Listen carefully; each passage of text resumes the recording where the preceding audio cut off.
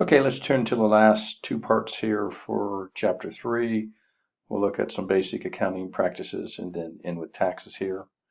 Let's turn to revenue recognition here.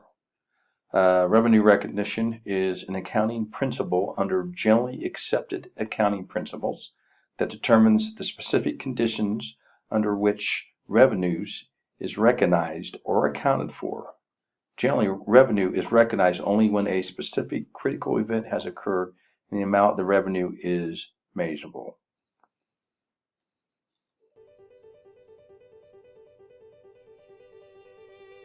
Revenue recognition is an accounting term describing how and when a company records revenue in its accounting records. For most companies, revenue recognition is not an issue. If a customer purchases a dress from a small retail store, the retail store recognizes revenue when the customer pays for the dress. However, revenue recognition can be a complicated issue for companies that often take a long time to produce the product under contract. Cash advances from the purchaser can further complicate the issue, as can determining what percentage of the contract has been completed. Software companies that license their software also have issues regarding recognition of sales of software versus licensing. Under U.S. and international accounting guidelines, the revenue recognition methods are uniform and eliminate possible manipulation. These replace numerous industry-specific methods. Under the new guidelines, there is a five-step process to recognize revenue. The company has to 1. Identify contracts with a customer. 2. Identify the separate performance obligations in the contract. 3. Determine the transaction price. 4. Allocate the transaction price to the separate performance obligations. 5. Recognize revenue when the entity satisfies each performance obligation. Okay, when talking about revenue recognition, investors, people purchasing the stock, or bankers that might loan money to the company would be worried about channel stuffing.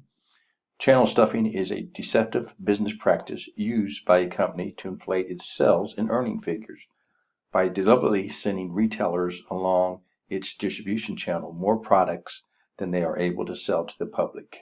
Channel stuffing typically would take place just before quarter end of the year so that management, fearful of bad consequences to their compensation, can make their numbers.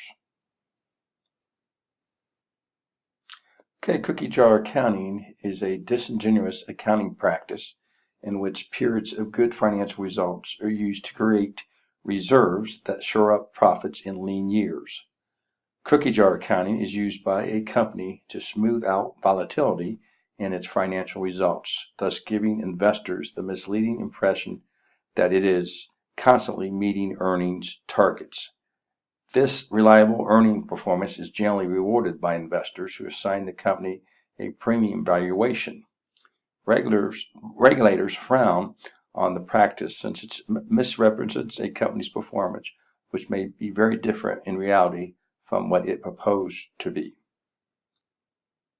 Now, off-balance sheet entries are assets or debts that do not appear on a company's balance sheet. For an example, an oil drilling company often establish offshore balance sheets, subsidiaries, a way to finance oil exploration projects. In a clean and clear example, a parent company can set up a subsidiary company and spin it off by selling a controlling interest, or, in fact, the entire company, to investors. Such sales generate profit for the parent company from the sale transfer, the risk of the new business falling to the investor unless the parent company removed the subsidiary from its balance sheet. Okay, let's turn to the last part of this chapter here. In your book, you're going to see the old tax rate for corporate tax rates and for individuals. I'll be updating you on the current one. Of course, this could change at any time, just like this one did here in 2018.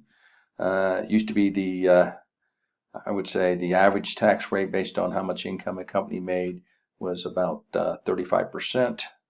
The corporate tax rate, based on the tax reform, took away the different tax brackets for corporations and imposed instead of a 21% tax rate for C corporations.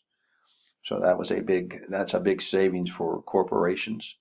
We've seen in the past there are a lot of companies moving their corporate headquarters to foreign locations to reduce their income tax. So we'll see what the 21% does and see if companies open up or move their corporate headquarters back to the United States. Now let's look at a brief example here. Now this is going to use the old tax rate of 35%. You can see earnings before interest and taxes for firm A and firm B. They both make $100 here. Of course, these are probably in millions. Firm A has interest payments that they had to pay, and they can deduct from their taxes here, 40. So pre-tax income here is 60, and of course, seeing that firm B does not have any interest deductions here, they're going to pay taxes on the whole 100,000. So basically, what I want to show you here is with the tax, and this is also on your personal income tax. If you have interest that you can write off, such as mortgage interest, it's going to reduce your taxable amount of tax time here, and you can see that here with firm A only paying 21, whatever, like I said, dollars, millions, whatever it's set up to 35. Now that net income here, of course, firm B is going to have more net income, but that's because they don't have the interest here. But if you're looking for a way to save on taxes here, interest will do it for you, for the corporation or for yourself. Okay, let's look on the update for the personal tax bracket for 2018. Lowered the taxes here. I'm not going to go through all of these here. 10%. If you're married, you can make up to $19,550, and you'll be at the 10%. So up to, let's say, if you're married filing jointly, first $19,050, you're only going to pay at the 10% rate. Now let's move to 12. That used to be, with the old rate, it used to be 15. It's been lowered down to 12%. If you're in the married tax bracket there, married filing jointly there, you can make up to anywhere from $19,051 to $77,400. You're only going to pay 12. Like I said, that used to be 15, so you're saving 3% here. Now I'll go to the next one here, the 22%.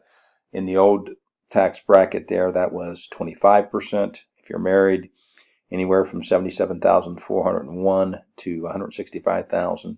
We taxed at 22% instead of the 25 with the old tax rate. Now, just like stating here, this is the 2018. Anytime in the future, these rates can change, and they have in the past here. But these are the current ones from 2018 until Congress changes it and the president signs it.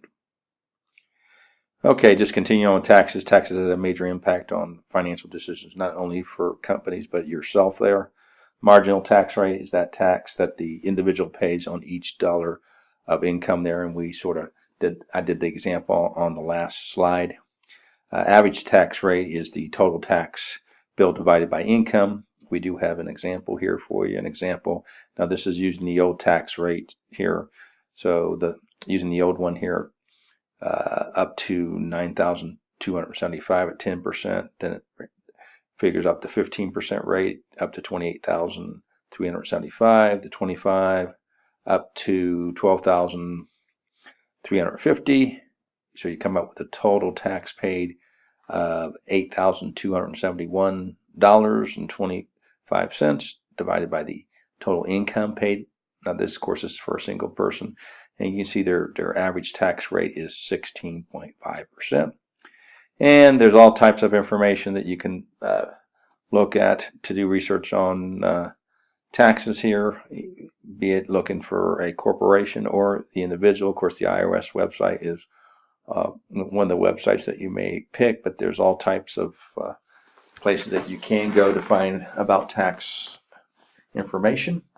And if you want more details on taxes, I would say take MBA 505, which is corporate finance, or also even take the accounting course here that will give you more information on taxes for individuals and taxes for corporations. And that's it for Chapter 3.